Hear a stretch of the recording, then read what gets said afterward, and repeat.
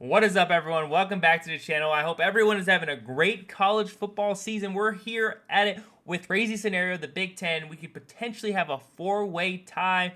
And then please stay tuned for more of the video. We're going to go into a secret opponent that you might not know about that could also throw a wrench in this situation. Currently we have is Ohio State, Oregon, Penn State. Those are the teams that everyone knows. They're currently 2, 3, and 4 in the rankings. Indiana is also undefeated. And Iowa is 1-1 in the Big Ten. The only loss right now is to Ohio State. That's where we get into this scenario. Let's go into the world of what if. Ohio State wins all their games. They're 9-0 in the Big Ten. So that means Oregon, Penn State, Indiana, and Iowa all have one loss to Ohio State, and then all win out. For sake of argument, this is the new Big Ten standing. Illinois is at 7-2, Nebraska 6-3, etc. Iowa, Indiana, Penn State, Oregon are now tied at the end of the season. Who's getting in? Who determines on which team gets in? What metric is being analyzed? First, the records of 3 tied teams will be compared based on the winning percentages against the next highest placed common opponent in the standings in order to finish. So essentially this is saying is the tied teams will compare all of their games of the highest team and compare who beat who. So like in this scenario, generally these tied teams would have maybe it would be like 2 losses, so you compare those losses. But since they're all only 1 loss and they've all only lost to Ohio State, this metric is really hard to analyze in this scenario. So you would have to continue on to step 4. Step 4, records of the 3 or more tied teams will be compared based on the best cumulative conference winning percentage of all conference opponents.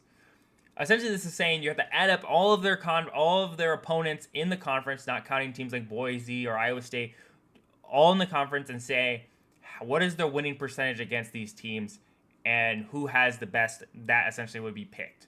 So I've accumulated the common opponents just so we have the first scenario down. As you can see, there's not very many common opponents. The only common opponent with the next best record would be Washington, and currently in my scenario they're 3-6 in the Big Ten, so that's not even a good metric to show. You have Illinois, which is probably 7-2. Those are good opponents for Penn State and Oregon. Then you have Nebraska, which is 6-3, good opponents for Iowa and Indiana for those good metrics. All the rest of the teams, like Wisconsin's a good example for those 3 teams, but like I said earlier, this metric isn't very good because their only common loss is Ohio State, and they've all beaten these teams. So we have to move on to the winning percentage, and what are the winning percentages of these teams, and who's actually going to get in to the championship with only 1 loss. So I've compiled all of their winning percentages based on this hypothetical scenario with the records that were presented earlier in the video. And if all that came true, Penn State would win out on that front. And there could be slight variation, but even with slight variation, there's still 3 games ahead of Oregon on this scenario. And Oregon currently in this scenario is only 1 game ahead of Iowa. So hypothetically, if Iowa's opponents do perform better, like some of those 0-9 teams do beat some teams that don't really influence this chart, you can make an argument that Iowa could have a better win percentage in the Big Ten than Oregon. In the Big Ten's scenario, Penn State would get in. So this would be the standings. It would be Ohio State, Penn State, Oregon, Iowa, Indiana in this order. You're probably wondering, what is the 5th team that I mentioned that would be tied in this scenario? Because there are no other teams that play Ohio State that don't also play these other teams. But there is one team that doesn't play Ohio State and also doesn't play any of these teams. And that team is Rutgers. That team is Rutgers. Rutgers currently doesn't play Ohio State. They don't play Penn State, Oregon, Iowa, or Indiana. So if Rutgers were to win out, they only have 1 loss in Big Ten currently. If they were to win out, they would have only 1 loss under their belt, and they would also be 8-1.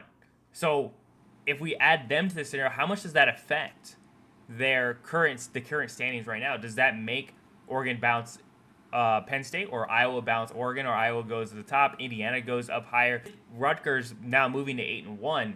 Now the new criteria for all these certain teams started losing more games because now Rutgers has more wins under their belt. So now we have to go back and do the common teams. As you can see, Rutgers has only lost to Nebraska, which doesn't help their cause because Iowa and Indiana both play Nebraska. In this scenario, they'll beat them. Rutgers plays Illinois just like Oregon and Penn State. Rutgers plays USC just like Penn State. And Wisconsin plays 4 of these scenarios. Moving on, it would be winning percentage. So now this is where they're really going to show who is the next team. And in the comments, you can put a prediction right here on who that team will be. And as you can see, it's still fairly similar. All we did was just add Rutgers to the middle there, and Rutgers is below Iowa because Iowa beat Nebraska and Rutgers didn't. So Penn State would then have a 37% win percentage in the Big Ten. That would still be over Oregon. Slight difference. It's a little closer. Two game difference now.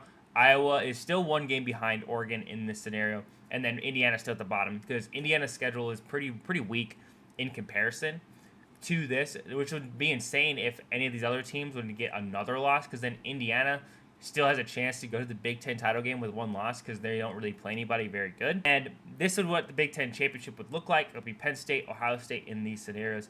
But it's still crazy to me that there is a chance, outside of any games played right now, there's still a chance that there would be 5 teams tied in the Big Ten for second place. And this doesn't even count any scenario where Ohio State were to lose to one of these teams. So then there's this weird middle ground. Right now we have one common denominator, and that's Ohio State. If we took Ohio State and made them lose a game to like Penn State or Oregon, and then those teams lost to one other team within this list, there could be a potential or a crazy thing going on. Or like say like a Penn State loses to like Nebraska or something weird. That's going to be it for this video. Please like and subscribe if you like content like this. I'm going to probably do an SEC scenario just like this, so please stay tuned for that. Peace.